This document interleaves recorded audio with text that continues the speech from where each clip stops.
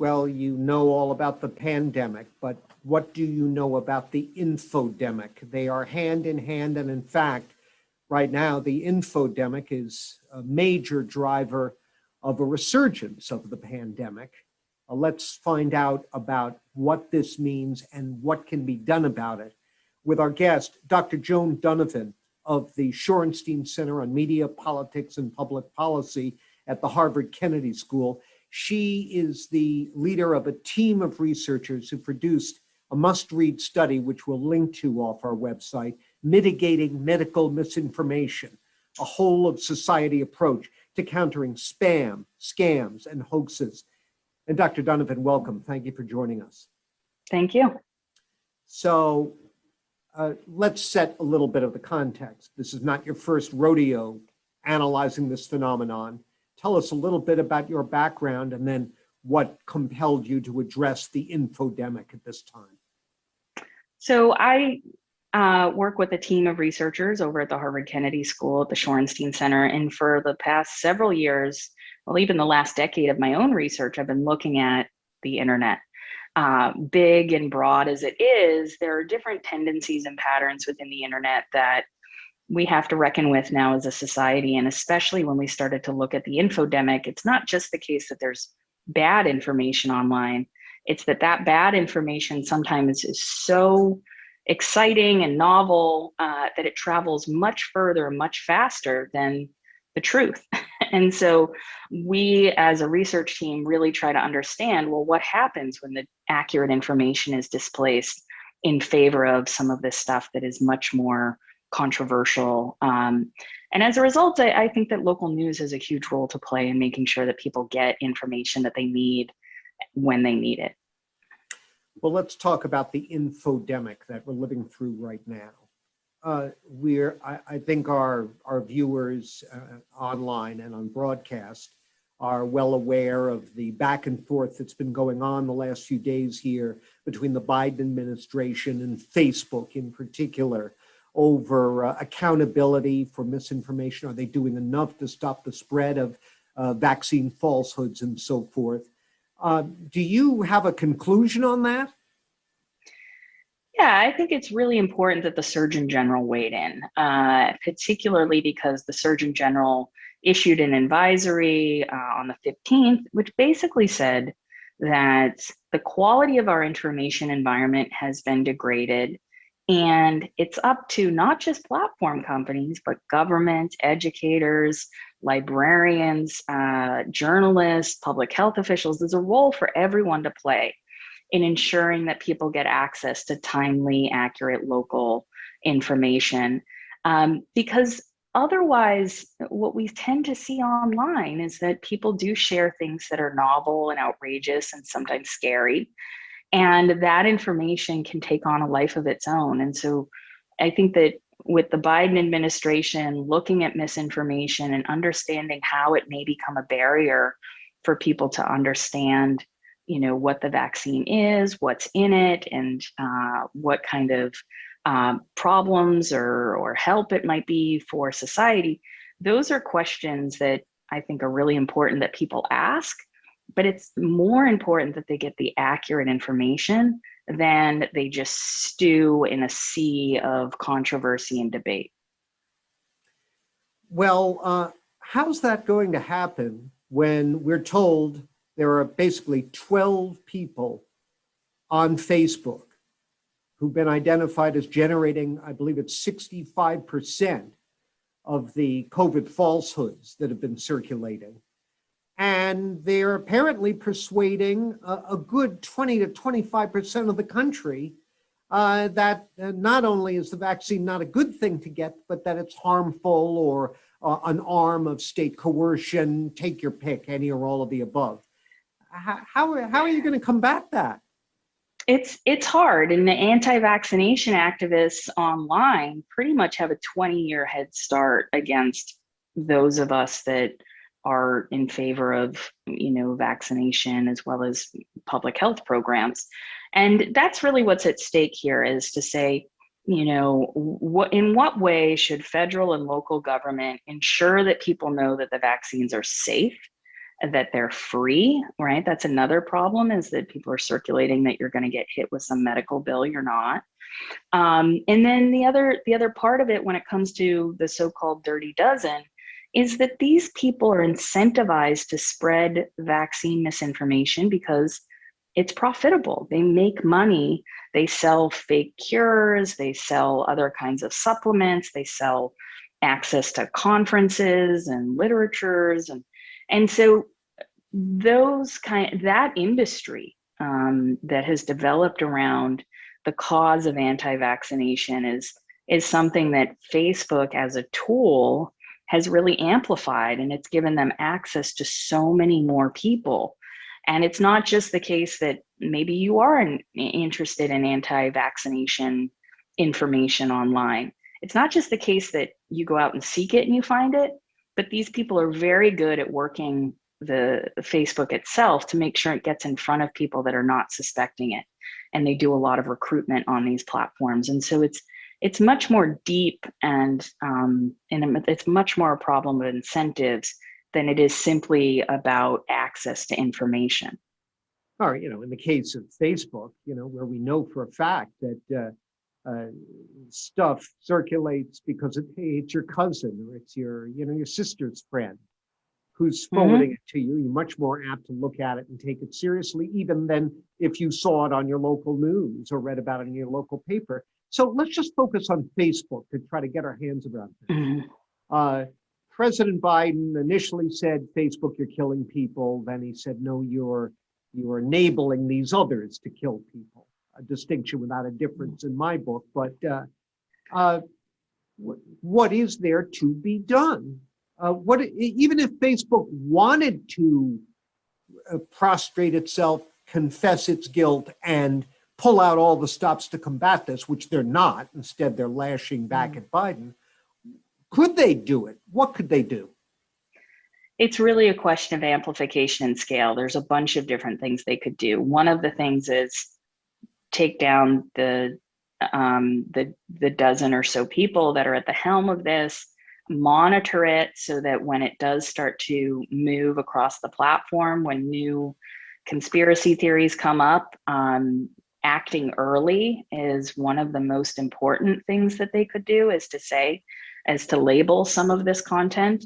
And then to remove the incentives within the platform. Sometimes people are paying directly, or they're sharing links that are, if you like this information, make sure you click like and subscribe to our donation sites. And so there are a number of things in which Facebook could do to slow, stop, or even remove the threat of misinformation at scale. That isn't to say that anytime anyone just posts a thing and there's 4 likes on it that they're going to take action. That's not what we're talking about here. We're talking about looking at things in thresholds and say, hey, if 10,000 people are interacting with this piece of content, maybe I should look under the hood. Maybe I should understand more about who it is that is sharing it, what its origins are, and if it is medical misinformation, to, even if they don't remove it, they also have the prerogative to do what's called de-rank or downrank, and they just can slow the amount by which it zooms across the platform.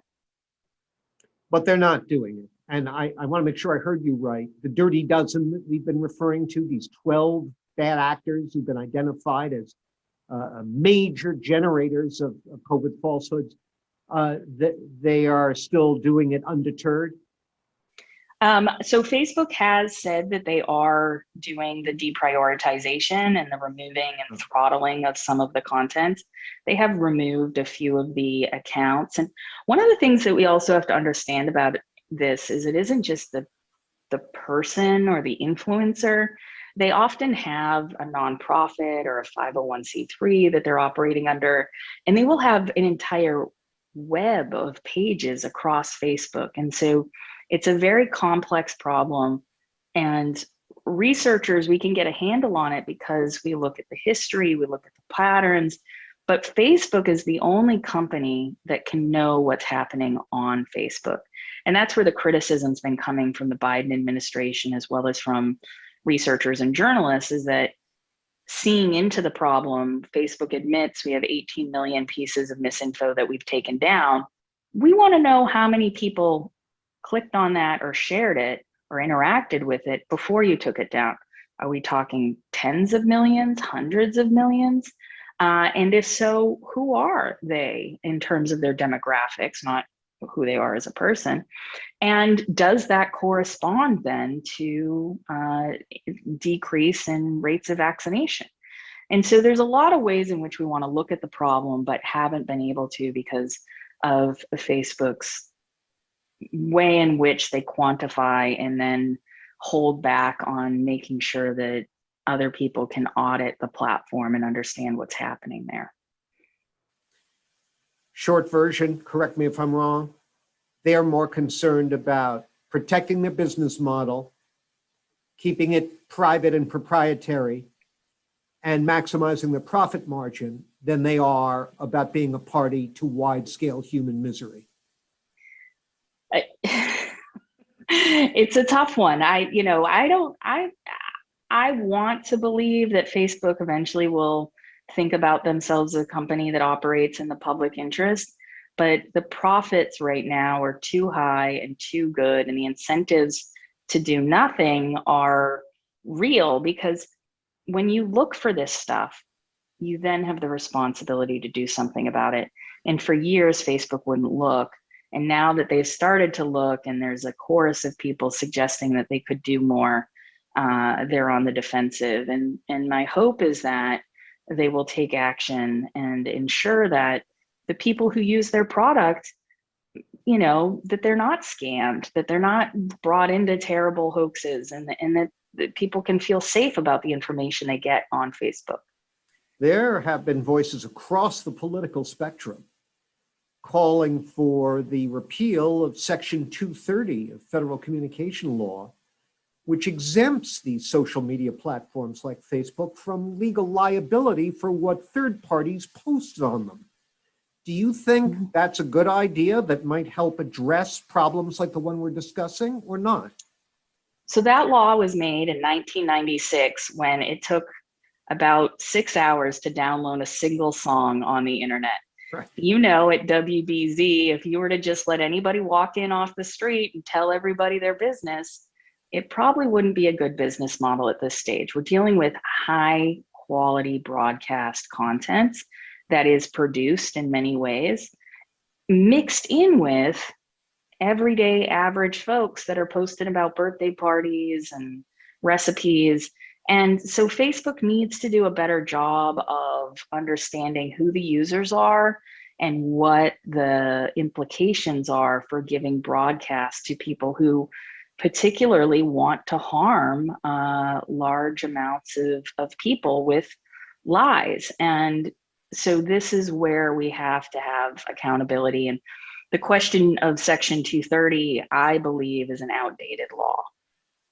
I want to get into the, quote, whole of society response that your report advocates. Before we do that, though, I don't want to just be beating up on Facebook here. Just as we're recording this interview, a couple of other social media platforms have acted. YouTube announced that they will be labeling medical videos with information about the veracity of the source, the reliability of the source.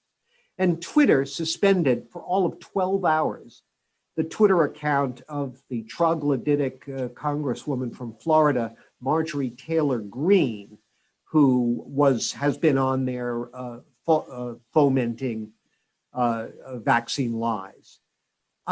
These look like Band-Aids to me. Are they? Very much so. Part of the promise of the internet, and especially the way in which a place like YouTube is built, is that anyone can broadcast themselves.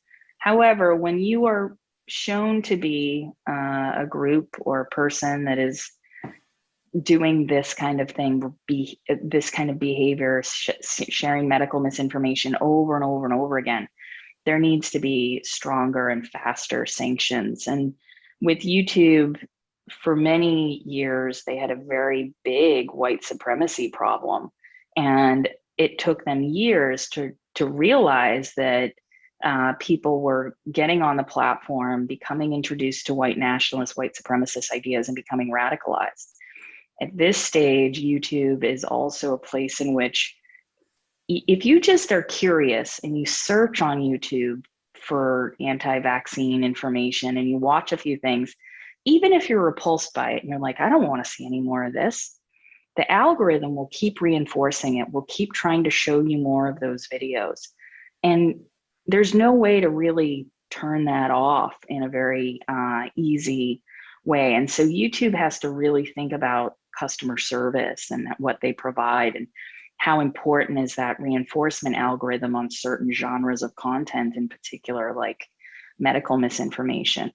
And, with Twitter dealing with the politicians, one of the things that our research has shown time and time again is that the people who benefit the most from this particular problem are politicians themselves, because their speech is off limits for the most part on different platforms. And it's only been very, very recently that Twitter and others are willing to take action on highly problematic content by politicians, because of, we're in a war of great powers here.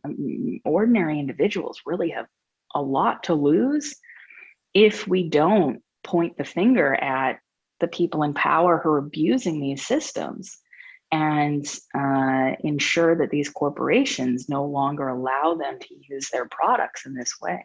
Yeah.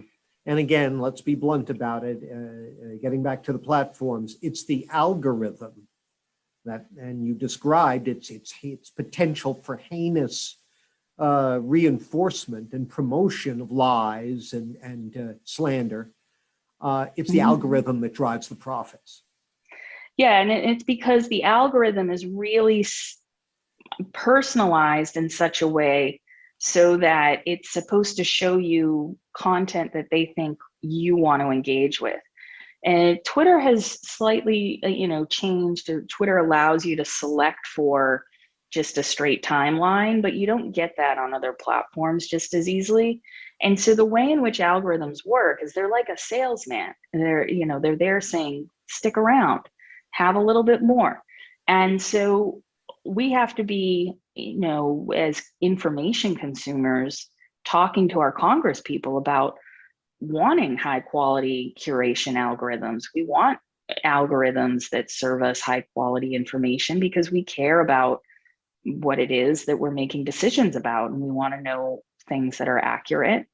And we also want to know what's entertainment, right? And that line between news and entertainment and partisanship is all jumbled up in the news feeds and the timelines, and it's the algorithms that really sort that proportion out.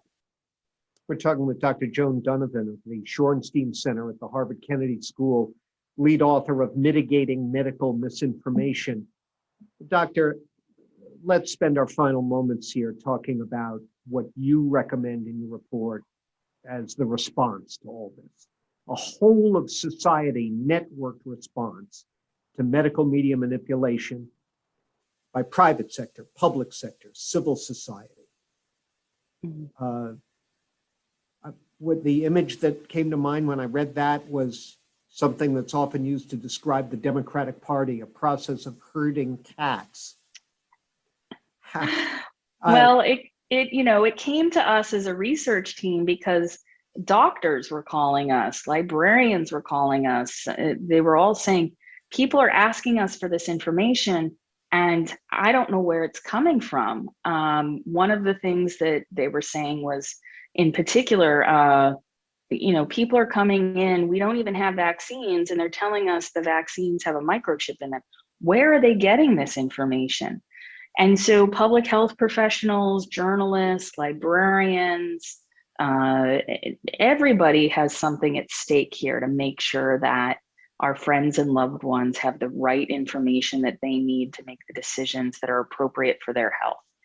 And the reason why we want to have so many people vaccinated is because there are a proportion of people that really can't get vaccinated. And so babies and children, and this extends even beyond COVID, we want to make sure that we're protecting the immunocompromised and that we're doing something not just as an individual, but for the society itself. We get vaccinated not just for ourselves, but for our loved ones. And for a while, there was some really good energy in public health about that communication. There was, the flatten the curve. We had some really neat memes that were circulating.